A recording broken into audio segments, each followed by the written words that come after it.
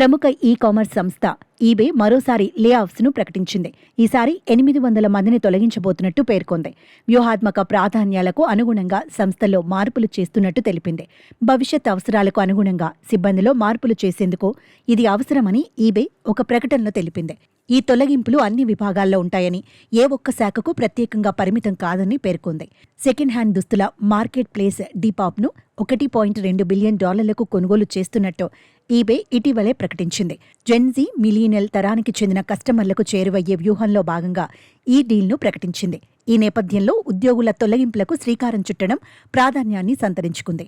ఈబేలో ప్రస్తుతం ప్రపంచవ్యాప్తంగా 12,300 మంది ఉద్యోగులున్నారు. 2024లో కూడా ఈబే లే ఆఫ్స్కు పూనుకుంది. అప్పట్లో సుమారు 1000 మందిని తొలగించింది. ఇక ఉద్యోగుల తొలగింపులతో పాటు ఇటీవలి కాలంలో ఈబే కృత్రిమ మేధపై దృష్టి సారించింది. ఓపెన్ ఏఐతో పాటు ఇతర ఏఐ సంస్థలతో జట్టు కట్టింది.